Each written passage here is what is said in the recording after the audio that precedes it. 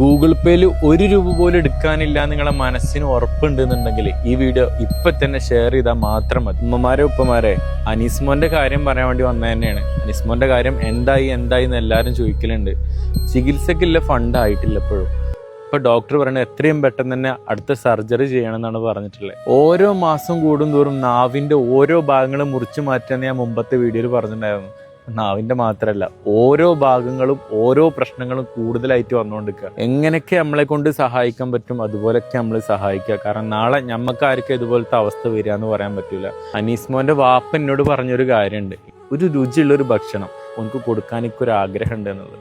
നിങ്ങൾ ആലോചിച്ചോ കേട്ടോ, ഇതൊക്കെ പരീക്ഷണങ്ങളാണ്. അനീസ്മോനിലെ പരീക്ഷണമല്ല, ഞമ്മക്ക് എല്ലാവർക്കും ഉള്ള പരീക്ഷണം. ആരൊക്കെ സഹായിക്കും, ആരൊക്കെ ഇതിന് എന്തൊക്കെ ചെയ്യുന്നുണ്ടെന്നുള്ളത് പടച്ചവന് അറിയുന്നുണ്ട്. മുമ്പ് ഞാൻ വീഡിയോ ഇട്ടപ്പോൾ കുറെ ആൾക്കാർ ചോദിച്ചിട്ടുണ്ടായിരുന്നു ഇതിന്റെ രേഖകളും കാര്യങ്ങളൊക്കെ ചോദിച്ചിട്ട്. അപ്പോൾ കഴിഞ്ഞ 8 വർഷമായിട്ട് അനീസ്മോനെ ചികിത്സിച്ച എല്ലാവിധ രേഖകളും ഓൻ്റെ പടത്തുണ്ട് കേട്ടോ.